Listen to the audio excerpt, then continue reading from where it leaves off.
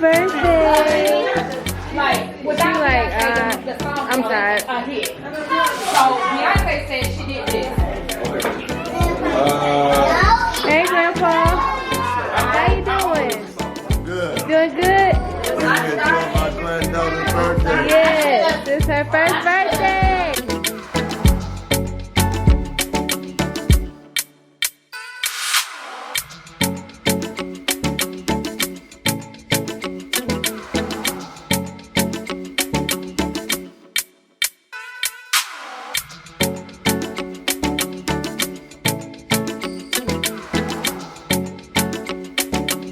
What you doing over here?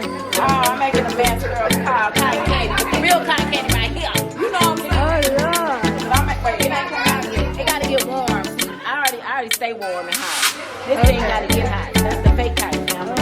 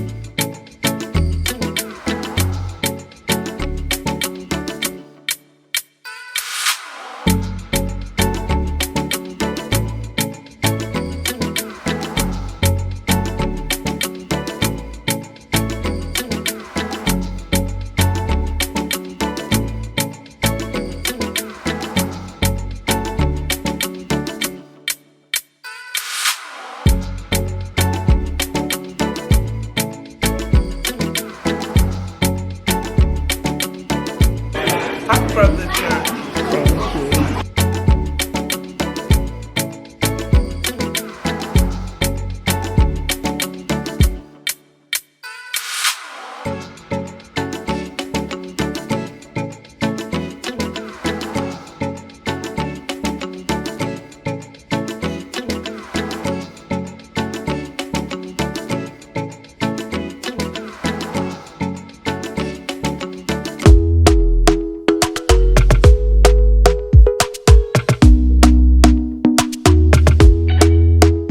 Talk to me nice, talk to me honestly.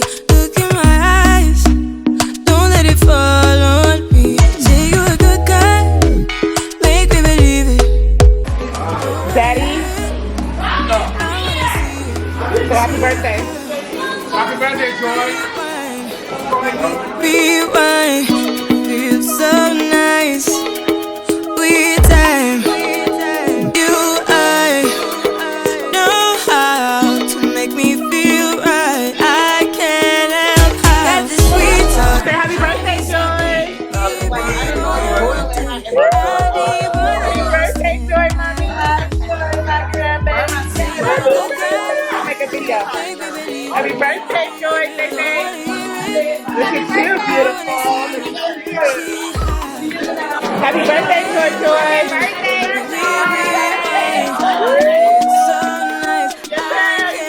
Joy, Joy. Thank you, guys. Happy birthday, Joy, Joy. Jesse, happy birthday, Joy, Joy.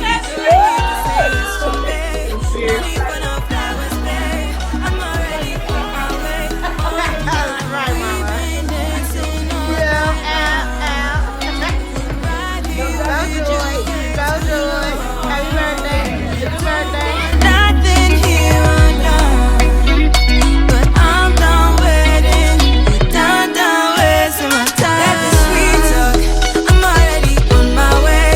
I'm pulling up, don't be late. I'm cutting through all the lanes. Hey, sweet talk, you need to say less to me. No need for no flowers there. I'm already on my way, on my way. Hey, you guys, I wanted to come on here and do a little catch up, a little check in, a little chat. Just an update on just everything for the most part. But but I did want to talk about something specifically, which is postpartum. So, and not from like a clinical standpoint in terms of what the diagnosis means and just all that backstory, but I wanted to basically talk about postpartum and then today's market, and then give an update with like what's going on with me and my family, because I'm actually going to insert this into a vlog. So basically, my baby turned 1 on the 17th, and we threw her a really big, super cute birthday party on Saturday. We got a jumpy, a cotton candy machine, and all this fun stuff, and it rained. So we had to end up bringing the party inside, which was fine because we had the space and the like chairs and stuff, but it wasn't what I had originally set up for my baby. For me, but for my baby, for her first birthday. But anyway, I wanted to talk about that. I'm gonna insert some clips here and there, but I also want to talk about postpartum because I feel like since my baby has turned 1, or right up before she turned 1, really, I was feeling and kind of like telling myself, you have 1 year to kind of wallow in your shit, or 1 year to like kind of be in a place of uncertainty and kind of, you know, enjoy that first year of your baby's life, which is super duper important to me. Just being there for all those milestones and being able to witness it, capture it, and just have that memory. Had the same thing kind of with my first daughter, but I guess with her, I took like 7 months off right after having birth and before I went back to work. But you know, the second baby to me is just a lot harder to try to manage and try to keep control and try to, you know, like keep a routine that's true to you and helps you to accomplish, you know, your goals and dreams too. So you couple the postpartum with this crazy market, right? As far as real estate in the Atlanta area, like real estate has just, I don't know, I just cannot wait until the market stabilizes, because what we're experiencing is like something unheard of, like 30-40 offers on each home. I've had a new construction deal we've been building since January. They pulled the contract from us to increase the price of the home while we're building. Like, just basically, if you don't pay this and close this tomorrow, then we're going to take the house from you and list it for $40,000 more, which they did. Like, no remorse, but it's cool. We got our earnest money back, and thank God my buyers trusted me, and we're back under contract, not once but twice, and we have a house even better. So what's yours is yours. I always remember that. Or what's for you is for you. But that, and then what else? Like, just no inventory, or, you know, what is it called? Like the appraisal value, paying $40,000 over appraised value. Like, who is gonna pay over what the market say the house is worth? I mean, you're gonna be basically upside down. They're just like saying, hey, I'm about to go buy a car for $18,000, but because I really want this car, let me just go ahead and pay you $28,000 over a 30-year, because most people aren't paying their mortgage off, you know, so over a 30-year period, please, nobody's doing it. Don't even get me started. So I have not been closing as much deals as I have in the past, and I wasn't okay with that at first. Like, I kind of, you know, my little pride was a little to the side, because I'm used to closing deals at least once a month, if not 2. I'm used to winning in, you know, the little multiple offers that we had at the moment. Now it's like triple the amount of multiple offers. It used to be like 3 offers. Now it's like 30 offers on each home. So, that's way more than 30. Well, no, twice. So anyway, yeah, so then I'm used to kind of making sure that my buyers or my clients are taken care of. And this market is just so uncertain. It doesn't even allow for the most professional to, you know, get a hold of it. It's just like so many surprises along the way. Coupled with, you know, people who really want to live in homes that are getting bought out, or beat out, should I say, by investors. People who are just pooling their money together to try to, you know, dominate the market. So I have that going on. And then my husband opening up a restaurant and, you know, managing that, which is not easy. Like, it's one of the Kill Me Crazy's franchise owner.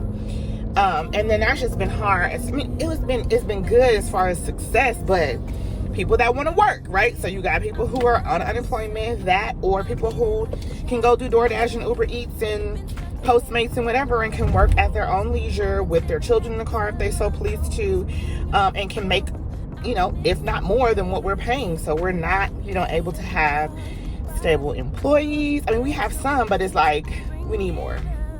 Reliable, you know, have good work ethics and all that. So it's just been a lot going on, which is why for me, my main priority within the last, I say, 6 months has been taking care of my mental, my physical, and of course my family and my husband, which is included in that. So I haven't been like promoting real estate as much. I've been kind of just taking a back seat and nurturing myself and my family back to wholeness. Like having a baby in a pandemic, my husband starting a business, me not being as successful as I'm used to, not having any help for the first 6 months until his mom came. It was like really tough on me. And not to mention I was still in corporate working a 9 to 5, which since I've been home and since the pandemic, I was working way more hours than that. I literally worked up until the day I gave birth.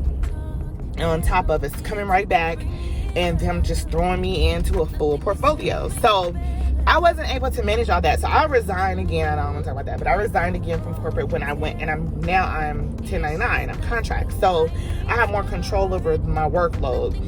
And so I'm basically doing a contract with them, then doing the real estate, and then helping my husband, you know, just maintain and manage his restaurant.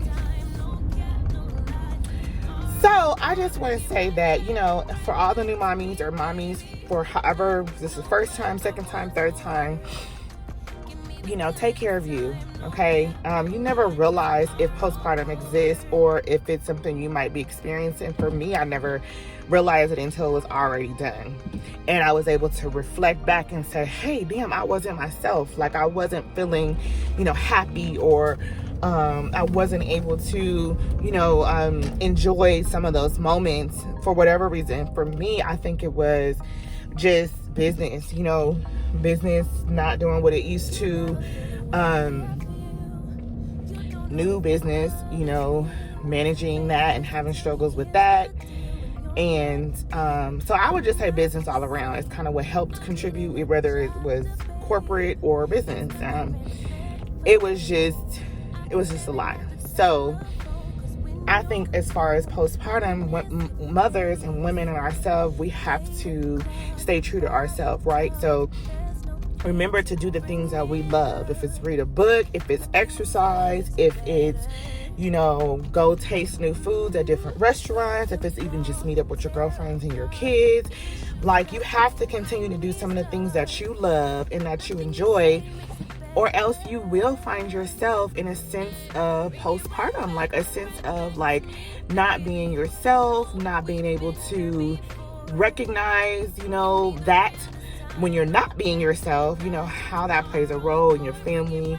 And sometimes I think people in my family, I felt like I just had to be the strong one, or, you know, nobody noticed because I was still doing the bare minimum. But I knew myself, I knew I wasn't giving it, I was giving it my all, but I knew that my output wasn't what it used to be. And that's because I was just juggling too much, just spreading myself too thin, and then beating myself up when I couldn't show up for my children, or I couldn't show up for my husband. So, or just enjoy those moments when I was there. So I think, to me, that's what postpartum is some people say it doesn't exist because it's just you trying to figure out life after having a newborn. Okay, well, if that's what it is, it's all synonymous. That would be postpartum. But I mean, it's part of that. Yeah, how do I manage a schedule, you know, with the newborn baby? How do I manage to still do some of the things that I was doing before with the newborn baby? You know, and like I said, oftentimes it falls on the mother. And so the fathers either don't have as much responsibility when it comes to the family. I'm not saying they don't have any, I'm saying as much. So we can be honest, we know that women, for the most part, you know, takes care of the house. So yeah, like I just said that to say, like, this market is crazy, but I'm not gonna let it get the best of me. I had to take a step back as far as corporate, as far as real estate, and just pour into my family. If that's helping my husband get his store up and running and maintaining that and managing that, if it's just being there for my newborn, well, not newborn, she's one now, but for my baby at the time, making sure she's walking and, you know, making her milestones, doctor's appointments, my 5-year-old graduating from pre-K, getting her all signed up for kindergarten, making sure she's meeting her milestones in terms of learning and education, spending time with her, getting her to read. She's doing amazing. Like, she was easy to teach how to read. I mean, I hope Joy is the same way, but Grace learned how to read in like a day or two. I mean, and she's reading like huge words. And I think that has to do with letter recognition, sound recognition, having them in school, early education, you know, learning from the peers, and then also reinforcing the things that they're learning when they get home. It doesn't stop at school. You want to reinforce it when you get home. So having her reading, she knows how to add, she knows how to subtract in her head, okay, and with her fingers and with her little device. But yeah, for me, that is what priority became. Priority became my family. So I think if anybody has just had a baby and are experiencing some postpartum, I would advise you to seek medical help first. But since this is not my first go round, I had to kind of just let shit fall and me pick it back up little by little, you know, how it made sense for me at that time. And I feel like now that my baby is 1, Mama can get kind of back to herself. I've been working out, which I've been enjoying, eating much better. Like I said, I'm getting back into real estate slowly but surely. Of course, not my own fault, but the market too is just not as, you know, good for me right now. But I hope to get more buyers in the future, and I hope to work with more sellers in the future. As your business grows, so does your referrals. So that, and then my contracts with my accounting, I just feel like I'm able to kind of get back to myself because I had to let everything fall and me put it back together how it made sense for me and how it worked for my family. And I'm just so thankful that, you know, my husband was able to support me in that and kind of allow me to take that time to figure me out, to do the things that I think I needed at that time, and which turned out to be beneficial because, like I said, I'm happier.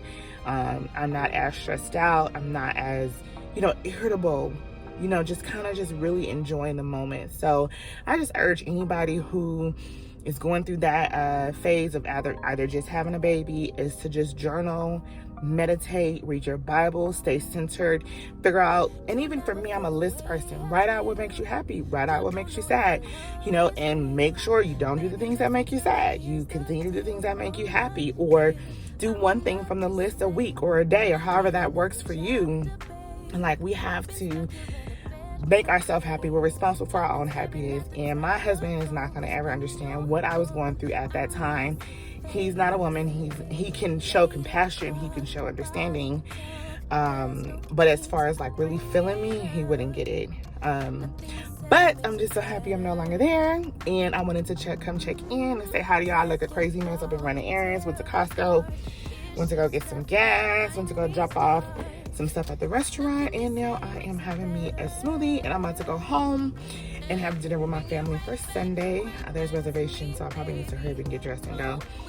But I wanted to check in with you guys because I have a lot of stuff that I just haven't sat down and done, and I want to do. I have a thrifting haul that I want to show, but I actually want to try styling the pieces. So that's probably what we'll see next. I've been shopping. I don't even know what I've shown since the last time, but whatever. But I think I want to do a vlog showing some of the birthday party and some of the things that we do during the week. Taking my daughter to swim and taking her to gymnastics and whatever else we have her in.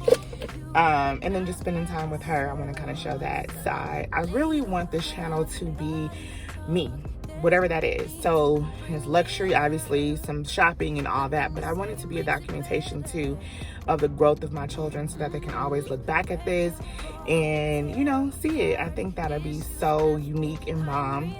So I'm definitely gonna try to integrate more of them, and even if it's just chopped up, just so that I can have it on record and they can come back and look at it at any given time. It's so cool to watch things. Like, I watched the video back with Grace, and it's just so cool to watch it back with her, and she can always go and watch it when she wants to. So I am enjoying, you guys, my new subscribers. I'm like so happy that people are like watching me.